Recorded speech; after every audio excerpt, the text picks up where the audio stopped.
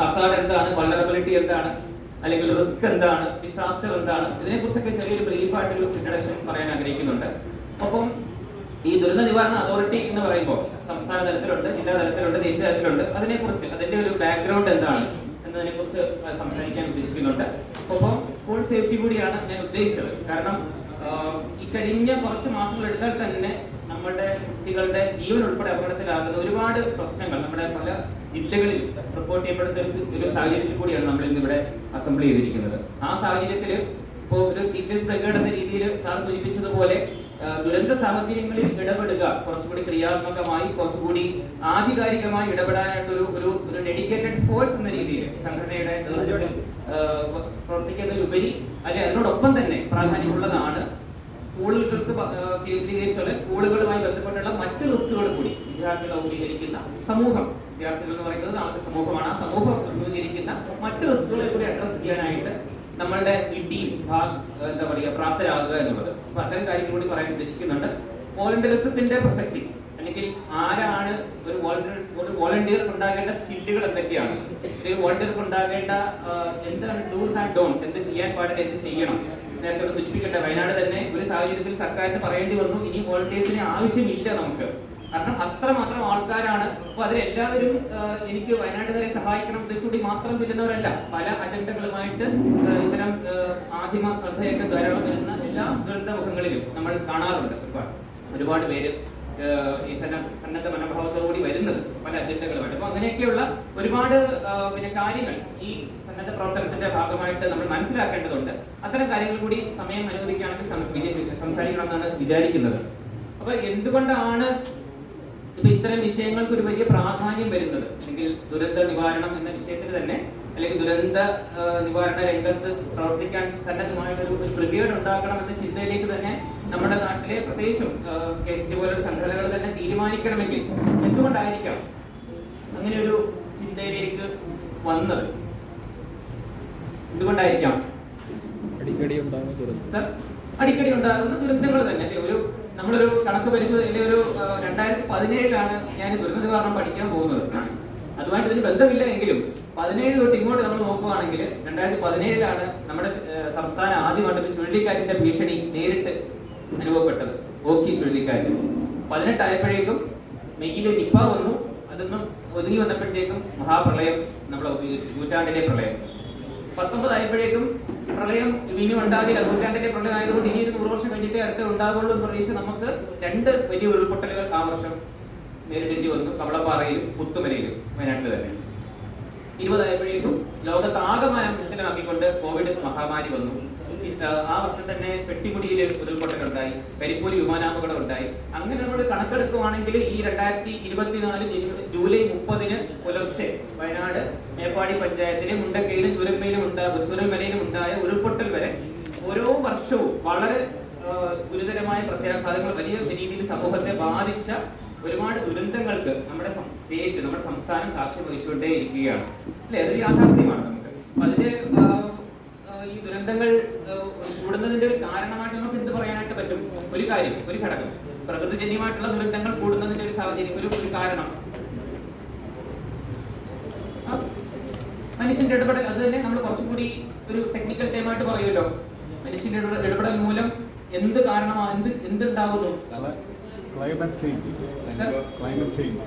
Change, of course അല്ലെ? കാലാവസ്ഥ വ്യതിയാനം, മനുഷ്യന്റെ ദൈനംദിന ജീവിത ആവശ്യങ്ങളുമായി ബന്ധപ്പെട്ടുള്ള നമ്മുടെ ഉപഭോഗ സംസ്കാരവുമായിട്ട് ബന്ധപ്പെട്ടുള്ള പല കാരണങ്ങൾ കൊണ്ട് കാർബൺ ബഹിർഗമനം ഉണ്ടാകുന്നു.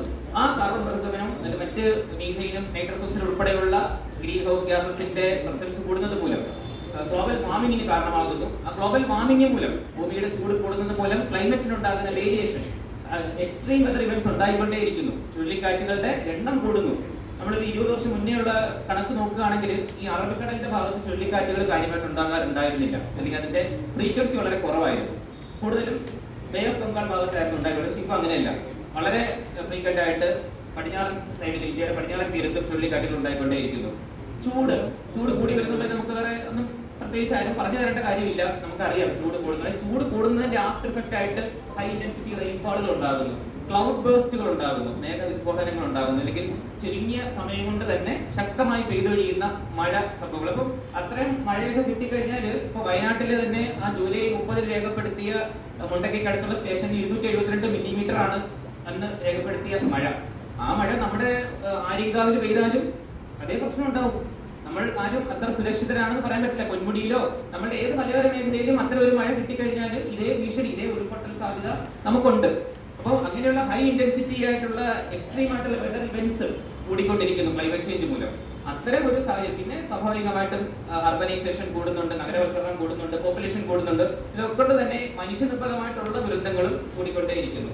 ആ സാഹചര്യത്തിലാണ് ഇത്തരം ദുരന്തങ്ങളെ എല്ലാം അഭിമുഖീകരിക്കാൻ സർക്കാരുകളുടെ സംവിധാനത്തിന് മാത്രം പറ്റില്ല, ഒരിടത്തും പറ്റില്ല.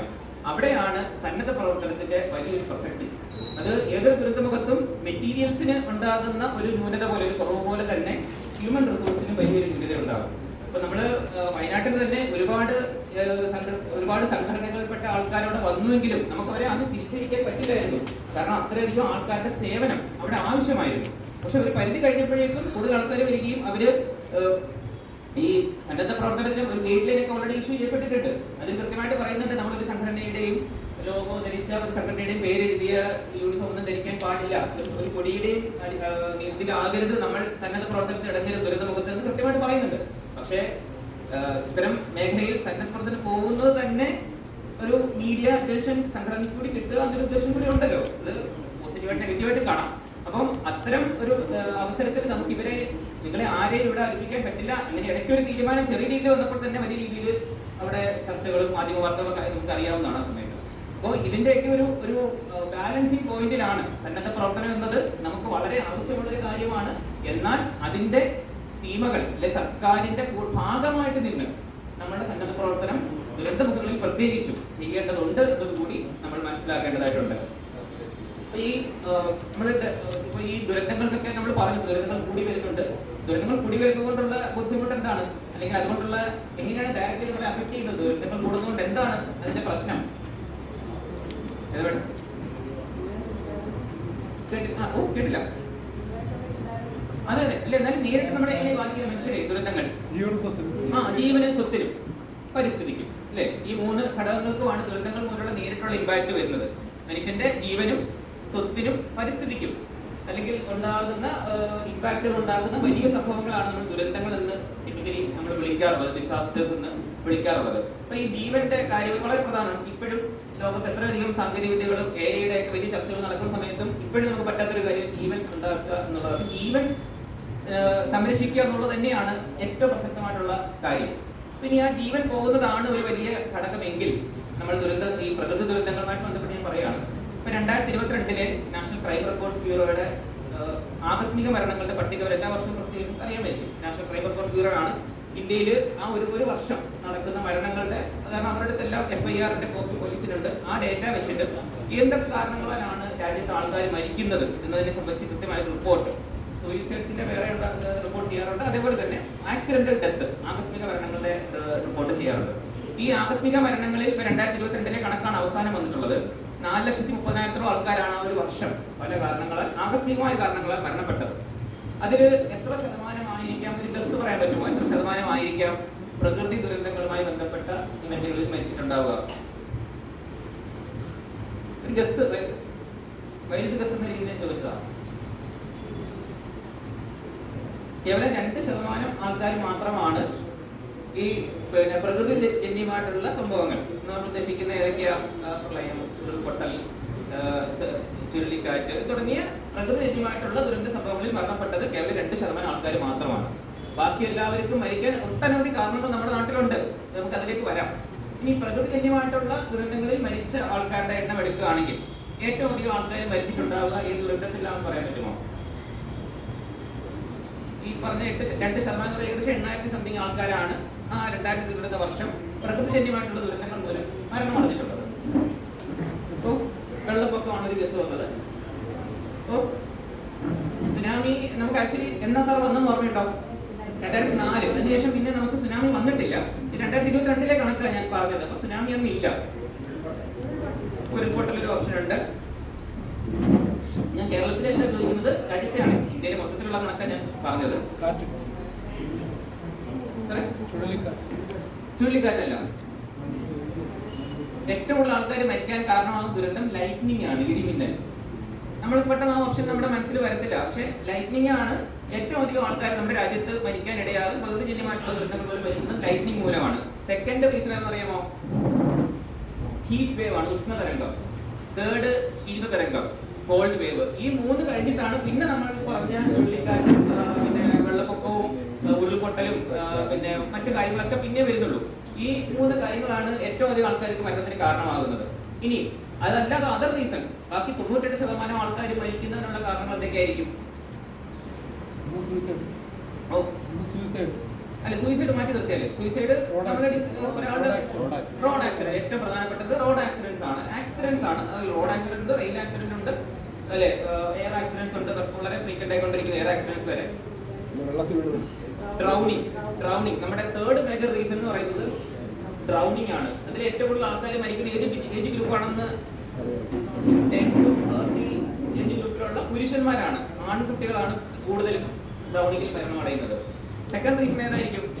ഫസ്റ്റ് ആക്സിഡന്റ് തന്നെ, തേർഡ് ഡ്രൗണിങ് ആണ്.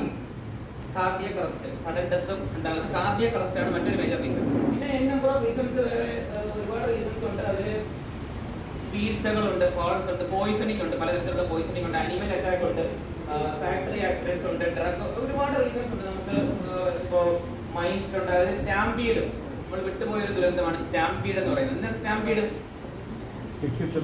തിരക്ക് മൂലം ഉണ്ടാകുന്ന അപകടം. നമുക്ക് ഇപ്പം കഴിഞ്ഞ ദിവസവും അല്ലെ, കുംഭമേളയില് എത്ര സന്നാഹങ്ങൾ ഒരുക്കി എന്ന് പറഞ്ഞിട്ട് പോലും ഒരു ആള് കൂടുന്ന ഏതൊരു സ്ഥലത്തും എന്തിനൊരു സാധ്യതയുണ്ട്, സ്റ്റാമ്പിനൊരു സാധ്യതയുണ്ട്. അവിടെ എന്ത് മാത്രമേ വേണ്ടൂ?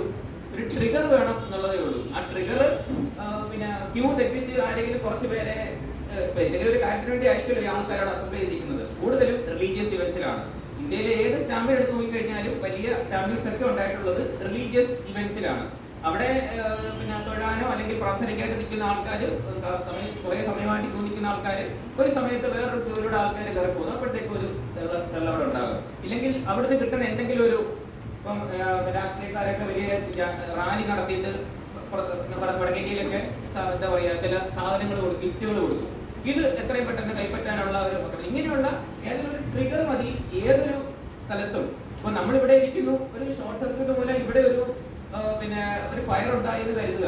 ഇപ്പോൾ ഫയർ ഉണ്ടായി കഴിഞ്ഞാൽ ഇവിടെ ഇതാണ് ക്ലോത്ത് കൊണ്ടുള്ള കർട്ടൻസ് ആണ്, പെട്ടെന്ന് തീയാളി പടരാം. നമുക്ക് എല്ലാവർക്കും കൂടെ രക്ഷപ്പെടാനായിട്ട് ഒറ്റ ഒരു വാതിലേ ഉള്ളൂ. സ്വാഭാവികമായിട്ട് ഒരു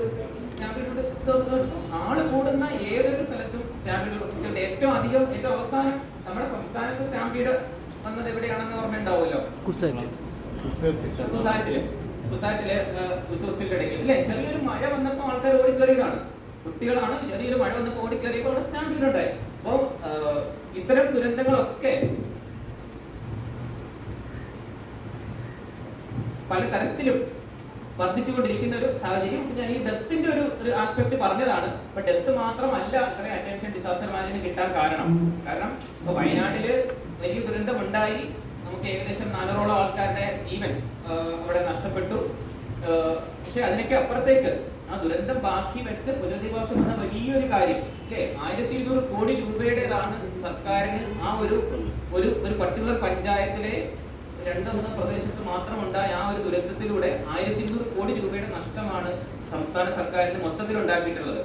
നമ്മുടെ പ്രളയത്തിന്റെ നമുക്കറിയാം 2018 30,000 കോടിയിലധികമാണ്. കേരളം പോലൊരു ചെറിയ സംസ്ഥാനത്തെ ഒരു സംസ്ഥാന ഗവൺമെന്റിന് 30,000 കോടിയുടെ ഒരു ബാധ്യതയാണ് ആ ഒരു ഇൻസിഡന്റിലൂടെ വന്നു ചേർന്നത്. അപ്പം മരണം മാത്രമല്ല സാമ്പത്തിക ആഘാതവും കൂടിയാണ് ദുരന്തങ്ങൾ മൂലം അല്ലെങ്കിൽ ദുരന്തങ്ങൾക്ക് വലിയൊരു പ്രാധാന്യം കിട്ടുന്നതിനുള്ള ഒരു കാരണം എന്ന് പറയുന്നത്. അപ്പോൾ ഈ ഞാൻ പറഞ്ഞത് പലതരത്തിലുള്ള റിസ്കുകൾ, നേരത്തെ നമ്മൾ പറഞ്ഞ മരണത്തിന് കാരണമാകുന്നത് എന്തൊക്കെയാണെന്ന് ഞാൻ പറയാൻ കാര്യം, അത്തരത്തിലുള്ള പല റിസ്കുകളും നമ്മളൊക്കെ നമ്മുടെ ഡെയിലി ലൈഫിൽ അഭിമുഖീകരിക്കുന്നുണ്ട്. നമ്മളുടെ ലൈഫിനെ ബാധിക്കുന്നത്, നമ്മുടെ ഹെൽത്തിനെ ബാധിക്കുന്നത്, നമ്മളുടെ ഫൈനാൻസിനെ, നമ്മുടെ സാമ്പത്തിക സ്ഥിതി, ഇൻകത്തിനെ ബാധിക്കുന്നത്, ഇങ്ങനെ നമ്മൾ ജീവിതത്തിൽ നേരിട്ട് അഭിമുഖീകരിക്കുന്ന പല തരത്തിലുള്ള റിസ്കുകൾ ഡെയിലി ലൈഫിലുണ്ട്. അതിനെ കുറിച്ച് കാണാൻ കുറച്ച് ബുദ്ധിമുട്ട് വന്നാലും ഒരു എക്സാമ്പിൾസ് ആണ് പറയുകയാണ്.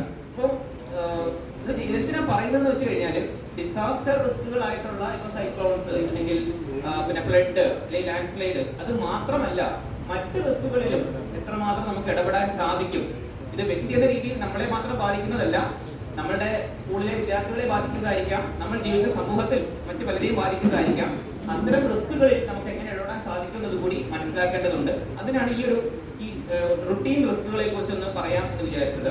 ഒന്ന്, ഏറ്റവും പ്രധാന ഹെൽത്ത് റിസ്ക് ആണ്. ഹെൽത്ത് റിസ്കിൽ പലതരത്തിലുള്ള രോഗങ്ങൾ, പെട്ടെന്നുണ്ടാകുന്ന മെഡിക്കൽ എമർജൻസീസ്, ഡോഗ് ബൈറ്റ്സ് പോലെയുള്ള ഇവന്റുകൾ, ഇതൊക്കെ ഹെൽത്ത് റിസ്കുകളാണ്. നമുക്ക് ഡെയിലി നമ്മുടെ ലൈഫിൽ ഏത് സമയത്തും നമ്മളൊക്കെ നേരിട്ടേക്കാവുന്ന ഒരു ഇവന്റ് ആണ്. കഴിഞ്ഞ ദിവസവും പിന്നെ പള്ളിക്കുന്ന മാവേലിക്കരയിൽ 5-6 ആൾക്കാരെ ഒരു നായ കടിച്ചു, നായ പിന്നീട് മരിച്ചു. പെട്ടെന്ന് ഉണ്ടാകുന്ന ഒരു റിസ്ക്കാണ്. അല്ലെങ്കിൽ ഏത് റെയിൽവേ സ്റ്റേഷനിൽ, കണ്ണൂർ റെയിൽവേ സ്റ്റേഷനിൽ ഒരു മാസം മുന്നേ 12ഓളം പേരെ ഒരു നായ കടിക്കുന്ന അവസ്ഥ. ഇത്തരം റിസ്കുകളൊക്കെ പറയുന്നത് at any point of time നമ്മുടെ ജീവിതത്തിൽ നമുക്കും വന്നേക്കാവുന്ന റിസ്കുകളാണ്. Second, accident risk. നമ്മൾ 2 വീലർ ഓടിക്കുന്നവരാണ്, നമ്മൾ കാർ ഓടിക്കുന്നവരാണ്, നമ്മൾ ബസ്സിൽ യാത്ര ചെയ്യുന്നവരാണ്, നമ്മൾ റോഡിലൂടെ നടന്നു പോകുന്നവരാണ്. ധാരാളം ആക്സിഡന്റുകൾ, പലതരത്തിലുള്ള കാരണങ്ങൾ കൊണ്ട് ആക്സിഡന്റുകളുടെ എണ്ണം കൂടിക്കൊണ്ടിരിക്കുന്ന സ്ഥിതിവിശേഷമുണ്ട്. ആക്സിഡന്റ് റിസ്കുകൾക്ക് നമുക്ക് എപ്പോഴും നമ്മൾ എത്ര മാന്യമായിട്ട് പോയാൽ പോലും എതിരെ വരുന്ന ആളുടെ അസ്വസ്ഥമായ ഡ്രൈവിംഗ് മൂലമോ ഉറങ്ങി പോകുന്നത് മൂലമോ ഒക്കെ നമുക്ക് ആക്സിഡന്റിന് വിധേയമാകാനുള്ള സാധ്യതയുണ്ട്. അപ്പൊ റോഡിൽ ഇറങ്ങുന്ന എല്ലാവർക്കും ആക്സിഡന്റ് റിസ്കിന്റെ ഒരു പോസിബിലിറ്റി ഉണ്ട്. നമുക്ക് എന്താ ചെയ്യാൻ കഴിയുക? ആ റിസ്കിനെ എങ്ങനെ മിറ്റിഗേറ്റ് ചെയ്യാൻ പറ്റും? നമ്മളൊരു ഹെൽമെറ്റ് വെക്കുന്നു, നമ്മൾ സീറ്റ് ബെൽറ്റ് ഇടുന്നു, നമ്മൾ ഒരു പിന്നെ നിശ്ചിത വേഗതയിൽ അധികം വണ്ടി ഓടിക്കാതിരിക്കുന്നു, നമ്മൾ ശ്രദ്ധയോടുകൂടി ട്രാഫിക് നിയമങ്ങൾ പാലിക്കുന്നു.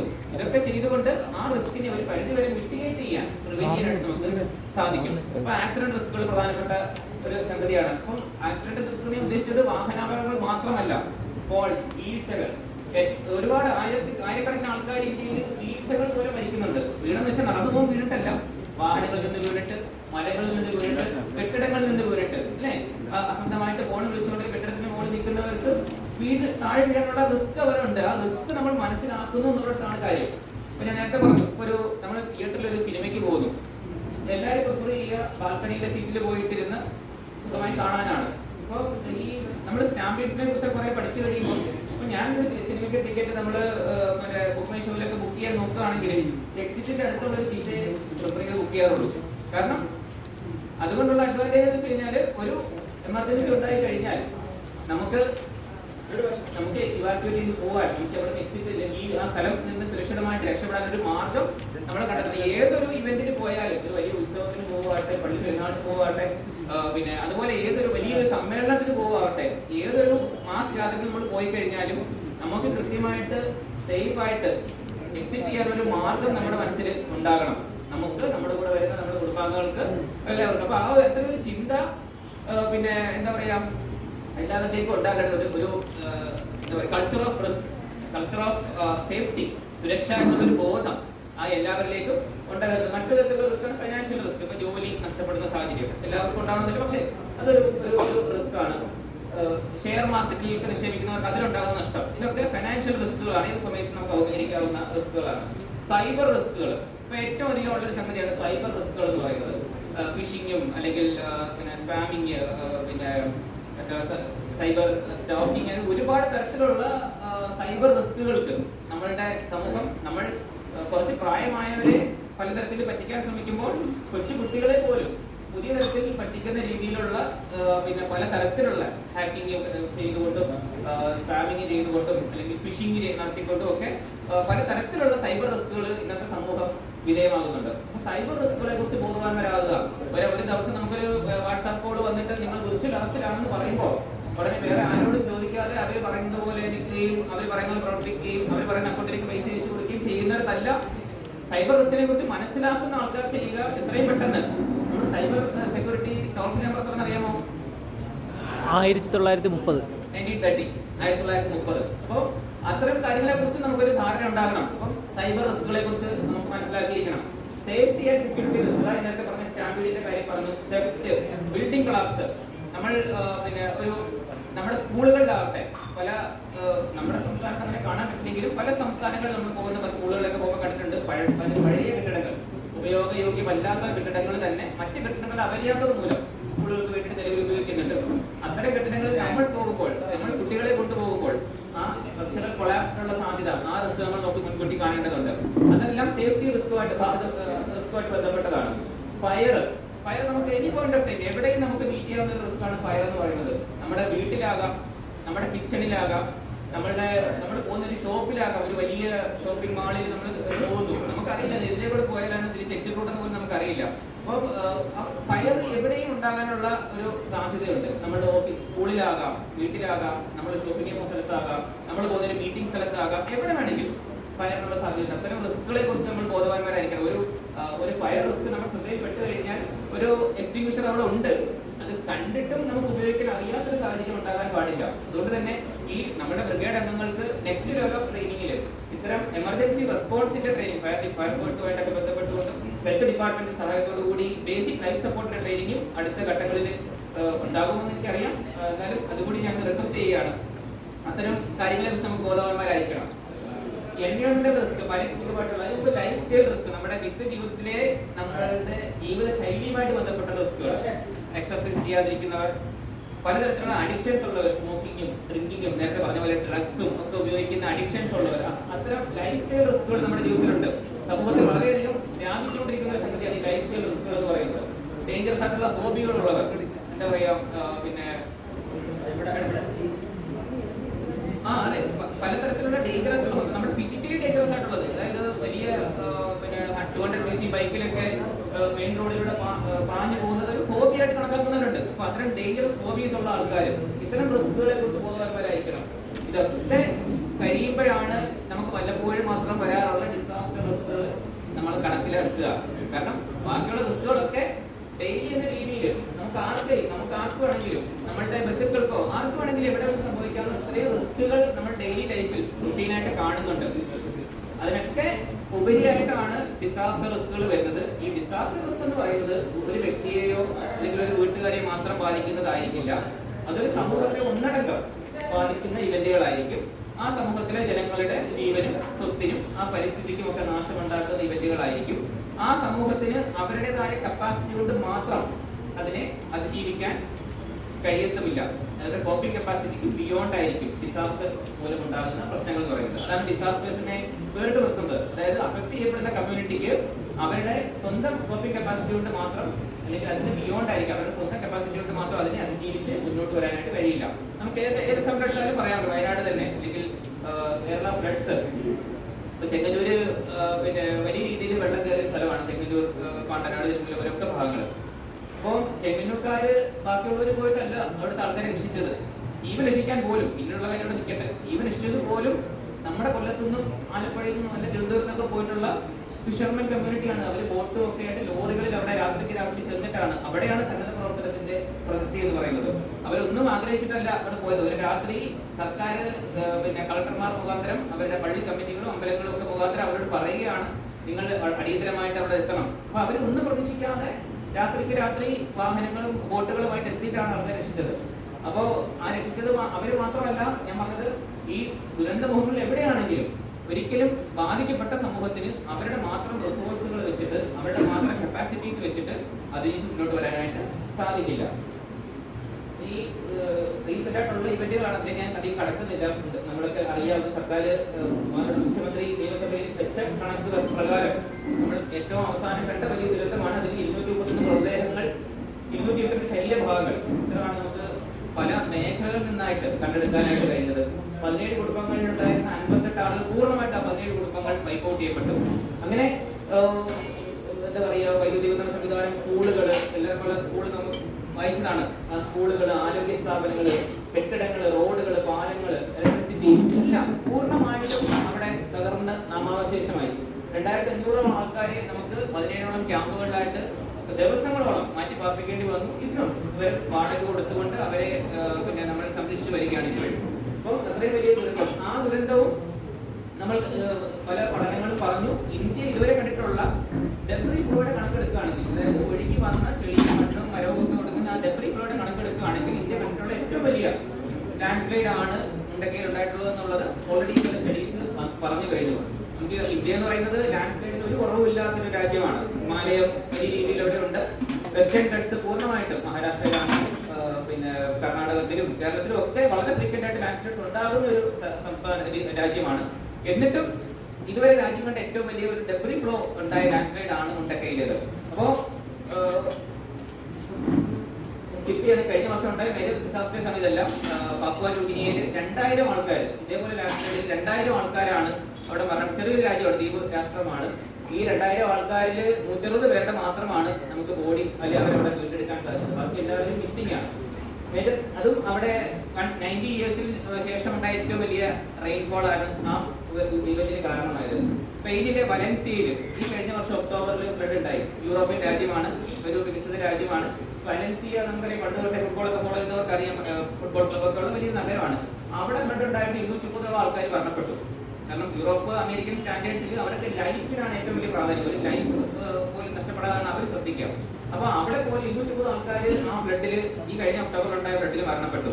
അപ്പോൾ ലോകത്ത് കേരളമെന്നോ അല്ലെങ്കിൽ ഏഷ്യയെന്നോ ആഫ്രിക്കയെന്നോ ഇല്ല, യൂറോപ്പിലും അമേരിക്കയിലും. അമേരിക്ക ഇപ്പോൾ നമ്മൾ വിറ്റ്നസ് ചെയ്തതാണ് wild fire, Los Angeles wild fire, നമ്മളെല്ലാം വായിച്ചതാണ് അതിനെക്കുറിച്ച്. അപ്പൊ ലോകത്തിന്റെ എല്ലാ ഭാഗത്തും ഇത്തരം ക്ലൈമറ്റോളജിക്കലായിട്ടുള്ള, ഇപ്പം എക്സ്ട്രീം റെയിന്, എക്സ്ട്രീം ഹീറ്റ്, അതുപോലെ ഉണ്ടാകുന്ന വൈൽഡ് ഫയർ, സൈക്ലോൺസ്, ഇങ്ങനെ ക്ലൈമറ്റുമായിട്ട് ബന്ധപ്പെട്ട ഡിസാസ്റ്റേഴ്സിന്റെ എണ്ണവും അതിന്റെ ഇന്റൻസിറ്റിയും കൂടിക്കൊണ്ടിരിക്കുന്ന ഒരു സാഹചര്യം ലോകത്ത് എല്ലായിടത്തും ഉണ്ട്. അപ്പൊ അതിന് കാരണം നമ്മൾ നേരത്തെ പറഞ്ഞ പോലെ തന്നെ ക്ലൈമറ്റ് ചേഞ്ച് തന്നെയാണ്. ഡൊണാൾഡ് ട്രംപ് ഒരു ദിവസം രാവിലെ എണീറ്റിട്ട് ക്ലൈമറ്റ് ചേഞ്ചിന് അല്ലെങ്കിൽ പാരീസ് ഉടമ്പടിയിൽ പിന്മാറി എന്ന് പറഞ്ഞാൽ അർത്ഥം ക്ലൈമറ്റ് ചേഞ്ച് ഇല്ല എന്നുള്ളതല്ല, അദ്ദേഹത്തിന്റെ ധാരണക്കുറവ് അല്ലെങ്കിൽ അദ്ദേഹത്തിനെ ഉപദേശിക്കുന്ന ആൾക്കാരുടെ ധാരണക്കുറവ് നമുക്ക് പറയാൻ പറ്റും. കാലാവസ്ഥ വ്യതിയാനത്തെ കുറിച്ച് കൂടുതൽ ഡീറ്റെയിലായിട്ട് പോകുന്നില്ല. ദുരന്ത നിർവചനം നമ്മൾ ഓൾറെഡി പറഞ്ഞു കഴിഞ്ഞു. പലതരത്തിലുള്ള ദുരന്ത സാധ്യതകളെ കുറിച്ച് നമ്മൾ ഡിസ്കസ് ചെയ്താണ്. ഇപ്പോൾ വെള്ളപ്പൊക്കം, ചുഴലിക്കാറ്റ്, വരൾച്ച, ഇടിമിന്നൽ, കടലാക്രമണം, ഉഷ്ണക്കാറ്റ്, ശീതക്കാറ്റ്, പേമാരി, ഇതൊക്കെ ജലവും കാലാവസ്ഥയുമായിട്ട് ബന്ധപ്പെട്ട ഹൈഡ്രോ മെട്രോളജിക്കൽ ഡിസാസ്റ്റേഴ്സ് ഉണ്ട്. ജിയോ ഫിസിക്കൽ, ഭൗമഘടനയുമായിട്ട് ബന്ധപ്പെട്ട ഡിസാസ്റ്റർ, ഭൂകമ്പം, സുനാമി, ഉരുൾപൊട്ടൽ, ഇതൊക്കെ എർത്തുമായിട്ട് റിലേറ്റഡ് ആയിട്ടുള്ള ഡിസാസ്റ്റർ, വോൾക്കാനിക് ഇറപ്ഷൻസ്, ഇതൊക്കെ ബയോളജിക്കലായിട്ടുള്ള ഡിസാസ്റ്റേഴ്സ്, പകർച്ചവ്യാധികൾ, പലതരത്തിലുള്ള പകർച്ചവ്യാധികൾ, മനുഷ്യർക്കുള്ള ഉണ്ടാകുന്ന പകർച്ചവ്യാധികൾ, കീടങ്ങളുടെ ആക്രമണം, ലോക്കസ്റ്റ് അറ്റാക്ക് എന്ന് പറയും. അപ്പോൾ അത്തരം ഡിസാസ്റ്റേഴ്സ് റിപ്പോർട്ട് ചെയ്യപ്പെടുന്നുണ്ട്. അപകട ദുരന്തങ്ങൾ, പലതരത്തിലുള്ള ആക്സിഡന്റുമായി ബന്ധപ്പെട്ട് അത് വലുതായിട്ട് ഉണ്ടാകുന്ന ഡിസാസ്റ്റർ, തീപിടുത്തം,